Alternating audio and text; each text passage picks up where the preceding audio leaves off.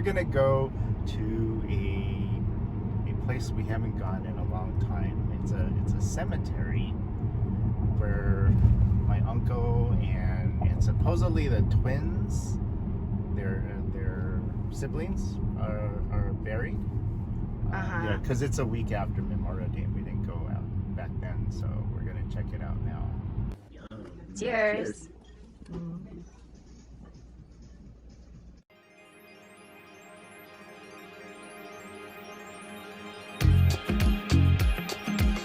By the way, Uncle Cole told me that he invested in the company that made all of these windmills out there.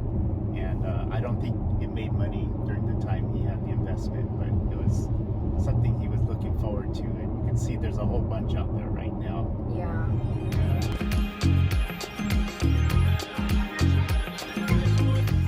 So I wanted to explain that the purpose of this trip is kind of to do a recreation of a trip we did a long time ago with my dad and Auntie Pauline to go visit Uncle Cole's grave. And we started out at our house and we did a day trip out to Raleigh. This is at the Riverview Cemetery out there.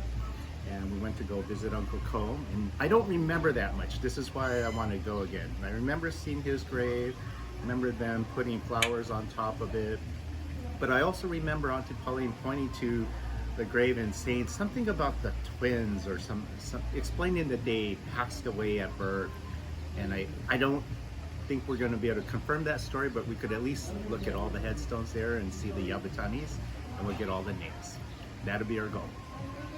So I wanted to also expand a little bit on what I found out about Uncle Cole. So many people know that he worked at these aircraft, but then later Raytheon bought these aircraft, and I got a job there.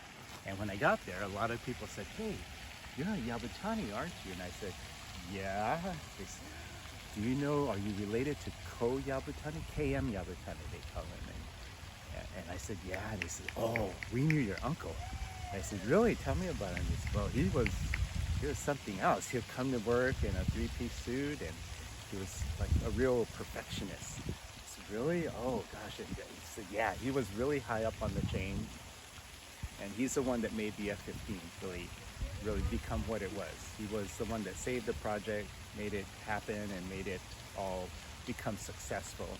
And then I ended up working on the F-18 side. So another guy who worked with him, a guy named Martin Chow, was telling me about all of this, and basically took an interest in telling me this backstory about him. And basically the emphasis was he was a perfectionist, right? And so a lot of people kind of were scared of him. And then this other guy comes up, his name is Naibet, and he says, "Oh, are you a Yabutani?" I said, "Yeah, I'm Ko's nephew." And he says, "Oh, I met your uncle. I work for him." And I said, "Sorry about that."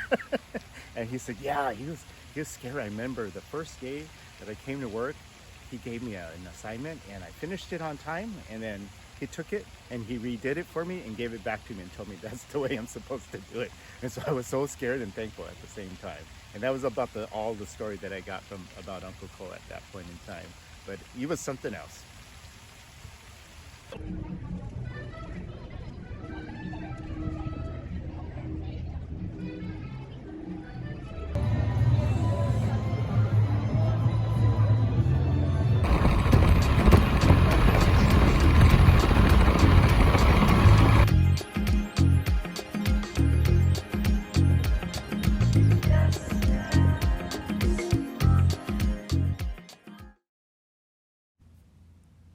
So I asked Dad where their family farm was, and he said 3 to 5 miles west of Westmoreland.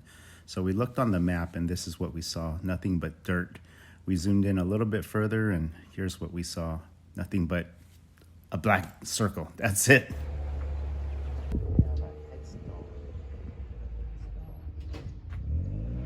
Follow your intuition, honey.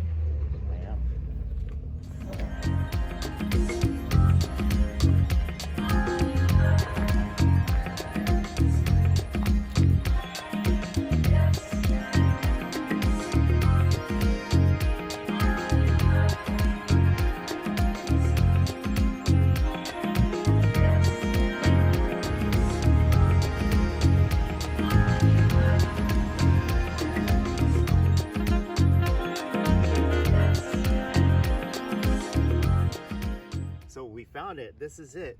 But from what I remember, Uncle Ko had his own separate headstone because they renewed it and they gave the headstone to my dad.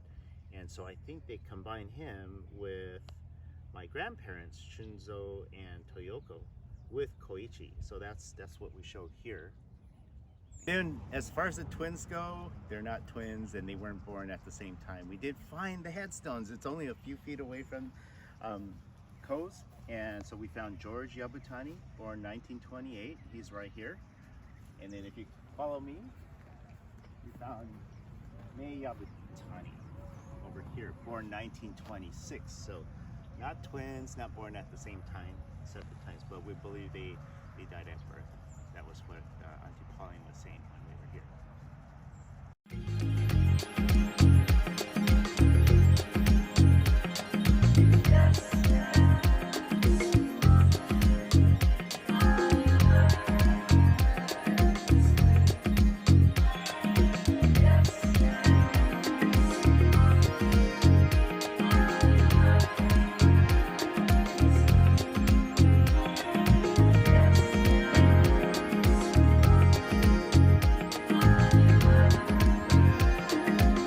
Section here, we notice that everybody is Japanese, and so kind of think that there's something going on here. And sure enough, we did come upon this little bench that says dedicated to Issei pioneers. That's probably why. Be on the right.